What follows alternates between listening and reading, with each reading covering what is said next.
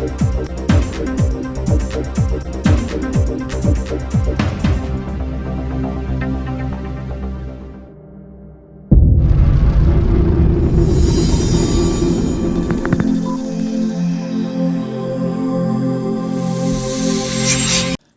ఒక్కరూ సేవా దృక్పథాన్ని అలవర్చుకోవాలని, సేవ కూడా జీవితంలో ఒక భాగం కావాలని గౌరవ మాజీ ఉపరాష్ట్రపతి ఎం వెంకయ్యనాయుడు పిలుపునిచ్చారు. కొత్తవలస మండలం మంగళపాలెంలో శనివారం జరిగిన శ్రీ గురుదేవ చారిటబుల్ ట్రస్ట్ 27వ వార్షికోత్సవ వేడుకలకు ఆయన ముఖ్య అతిథిగా హాజరయ్యారు. ఈ సందర్భంగా మాజీ ఉపరాష్ట్రపతి వెంకయ్యనాయుడు మాట్లాడుతూ గురుదేవ చారిటబుల్ ట్రస్ట్ సేవలను ప్రశంసించారు. ఒక మారుమూల ప్రాంతంలో పల్లె ప్రజలకు ఇటువంటి సేవా కార్యక్రమాలను అందిస్తున్న జగదీష్ బాబును అభినందించారు. ఇతరులకు సేవ చేయడం, కష్టసుఖాలను తోటివారితో పంచుకోవడం మన భారతీయ హైందవ సంస్కృతిలోనే ఉందని అన్నారు. సర్వే జన సుఖినో భవంతు అన్నది ఒక మౌలిక సూత్రమని పేర్కొన్నారు. శ్రీ జగదీష్ బాబు గారు గురుదేవ్ చారిటబుల్ ట్రస్ట్ చేస్తున్న సేవా కార్యక్రమాల గురించి మిత్రులు అశోక్ గారు, తర్వాత హరిబాబు గారు వారి ద్వారా తెలుసుకొని నేను ఈరోజు ఈ కార్యక్రమంలో నేను కూడా భాగస్వామి అవుదామనే ఉద్దేశంతో ఇక్కడికి రావడం జరిగింది. ఇక్కడికి వచ్చిన తర్వాత ఈ సేవా కార్యక్రమం చూసినప్పుడు నాకు మనసు నిజంగా ఎంతో ఉప్పొంగింది. ఇంత చక్కని సేవా కార్యక్రమాన్ని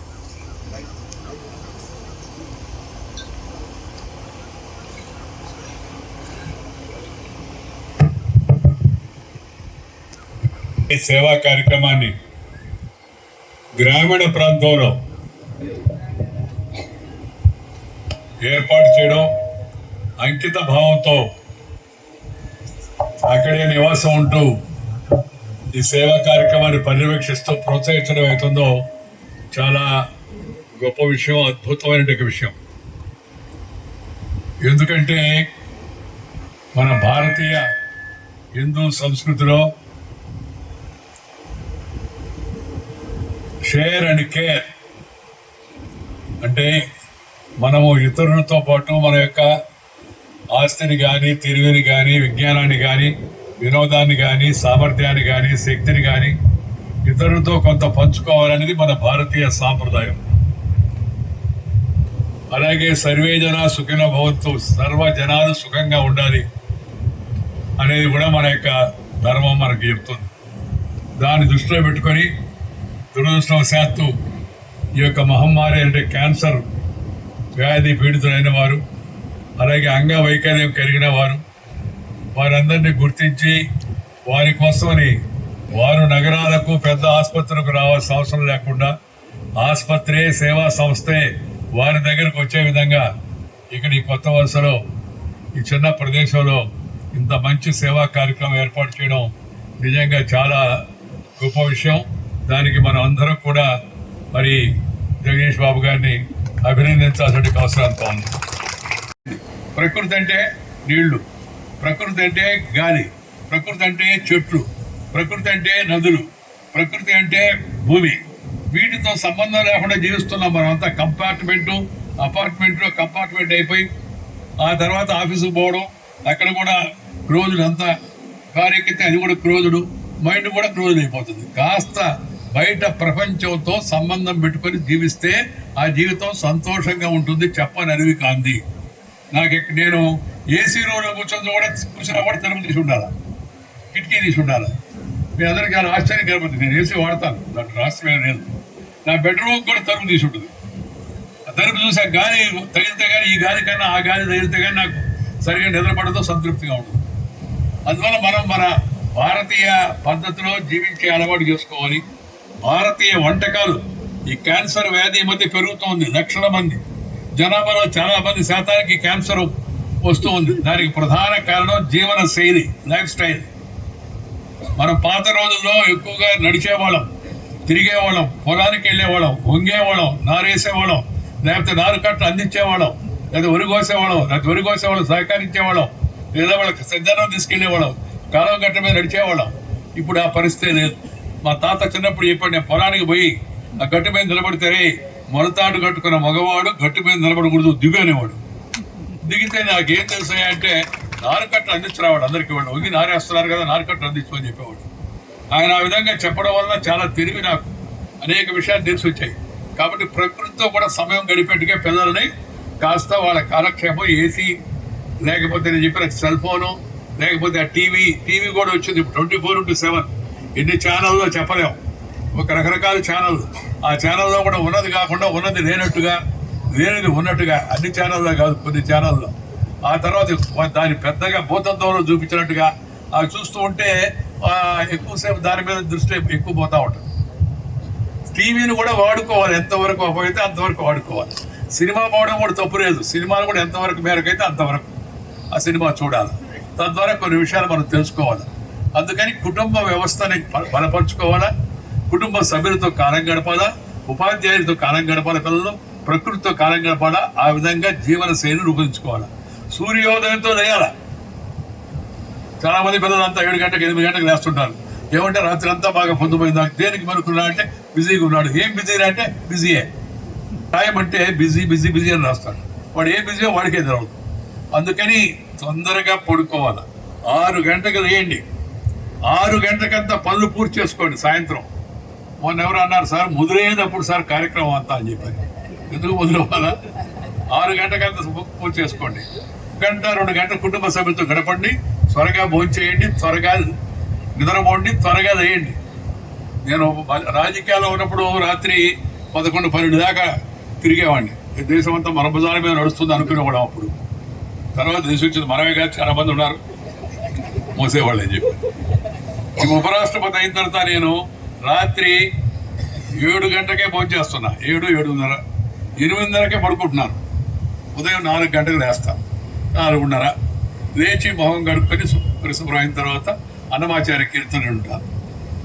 ఆ గిరిమెళ్ళ బాలకృష్ణ ప్రసాద్ గారు, లేదా బాలసుబ్రహ్మణ్యం గారు, లేకపోతే ఇంకా కొంతమంది గాయకులు చాలా అద్భుతమైన మంచి పాటలు మనకి ఇస్తారు. మంచి పాటలు వినడం వల్ల మంచి ఆలోచనలు వస్తాయి. మంచి ప్రకృతిని చూడడం వల్ల మంచి సానుకూల దృక్పథం వస్తుంది. మంచి వాళ్ళతో మాట్లాడడం వల్ల మంచి ఆలోచనలు మనకు వస్తాయి. పాజిటివ్ థింకింగ్ వస్తుంది మనకి. అందువల్ల పిల్లలకు కూడా ఆ విధంగా ఉదయాన్నే వేయడం. తర్వాత కాస్త శారీరక శ్రమ అలవాటు చేయాలి. వాకింగ్, జాగింగ్, రన్నింగ్, లేదా ప్లేయింగ్, కబడ్డీ, ఖోఖో ఫ్రీ. కబడ్డీ, ఖోఖో పేదవాళ్ళు ఆడే ఆటలు, దానికి ఖర్చు లేదు. ఆ తర్వాత ఫుట్బాల్, ఆ తర్వాత హాకీ. కొద్దిగా డబ్బులు ఉన్న వాళ్ళు కాస్త క్రికెట్, హాకీ. మంచి ఆట అంటే ఫుట్బాల్, మంచి ఆట అంటే ఖోఖో, మంచి ఆట అంటే కబడ్డీ. వాటిలో శారీరక శ్రమ ఉంటుంది. ప్రతి ఒక్కరికి రావాలి. దాంతోపాటు సమాజం మనకి ఇచ్చింది. మనకి జన్మనిచ్చిన తల్లిదండ్రులు, మనం పెంచి పెరగడానికి అంతా కూడా కార్యక్రమ ఉపాధ్యాయులు, లేకపోతే మనకు సహకరించిన యొక్క ఇరుగు పొరుగు వారు, అలాగే సమాజము. వీటిని తిరిగి మళ్ళా మనం తిరిగి ఇవ్వాలి. నేను ఇందాక చెప్పాను కదా, అమెరికా వెళ్ళేవాళ్ళు చాలామంది అమెరికా వెళ్తుంటారు. ఇప్పుడు రాబోయే రోజుల్లో అమెరికాలో ఉన్నవాళ్ళు ఇక్కడికి రాబోతున్నారు. అది తెలుసుకోండి. మనం అది అమెరికాకి వెళ్ళాల్సిన అవసరం కూడా లేదు. అన్నీ కావాల్సిన అధునాతన సాంకేతిక పరిజ్ఞానం అంతా మన దేశంలో ఉంది. ప్రపంచంలో ఉన్న పెద్ద పెద్ద ఈ సాంకేతిక సంస్థలందరికీ సీఈఓలు చూడండి, ముఖ్య కార్యనిర్వహణ అధికారులు భారతీయులుగా ఉంటున్నారు, తెలుగు వాళ్ళుగా ఉంటున్నారు. సత్యానాదాల దగ్గర నుంచి. అంటే మన తెలుగు వాళ్ళలో, మన భారతీయుల్లో, ఈ నేలలో, ఈ భూమిలో, ఈ ఆకాశంలో, ఈ నీటిలో, ఈ వాయువులో అంతర్లీనంగా అంతటి శక్తి, అంతటి తెలివితేటలు నిబిడీకృతం ఉన్నాయి. వాటిని గుర్తించి వాటిని ప్రోత్సహించి పైకి తీసుకురావాలి. సో అందుకే నేను అమెరికా వెళ్ళే వాళ్ళకి కూడా చెప్తున్నాను, go, you want to still go, land, నేర్చుకో, ల్యాండ్ సంపాదించుకో, అండ్ రిటర్న్. మళ్ళీ తిరిగి దేశానికి వచ్చి సమాజానికి ఏదైనా మేలు చేయనేది నేను మామూలుగా అందరికి యువతరానికి అంతా కూడా ఇచ్చేట పిలుపు. దాన్ని ప్రతి ఒక్కరు కూడా పాటించాల్సిన అవసరం అంత ఉంది. అప్పుడే జీవితానికి నిజంగా ఒక సార్థక్యత ఏర్పడుతుంది.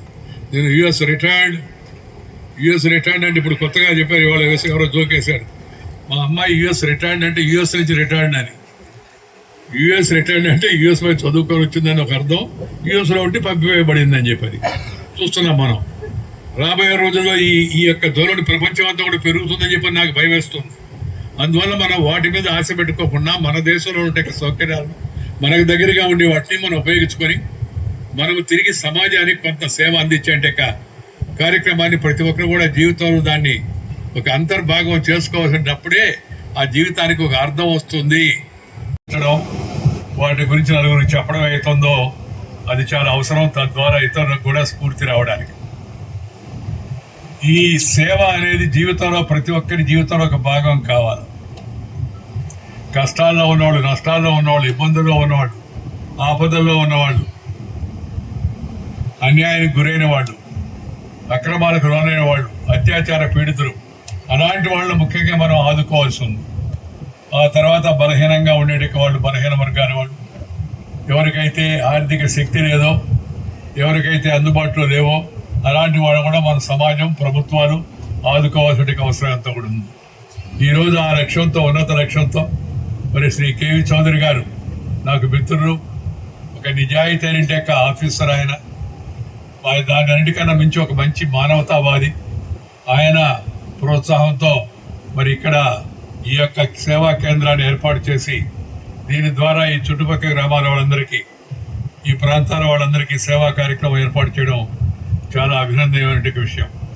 దాంతోపాటు 27 సంవత్సరాలుగా ఈ సేవను కొనసాగించడం. ఆరంభిస్తూ ఉంటారు చాలామంది, ఆర్భాటం చేస్తూ ఉంటారు, కానీ దాన్ని కొనసాగించడం కొద్దిమంది మాత్రమే చేస్తారు. అలాంటి కొద్ది మందిలో, మంచి మనుషుల్లో శ్రీ జగదీష్ బాబు గారు వారి యొక్క సేవా బృందం ఒకరని చెప్పని నేను భావిస్తూ ఉన్నాను. ఈరోజు ఒకటి, గ్రామీణ ప్రాంతాల్లో ఉండే వాళ్ళకి సేవ చేయడం చాలా అవసరం. పట్టణాలు అభివృద్ధి చెందాయి, పట్టణాల్లో అన్ని అందుబాటులో వస్తున్నాయి.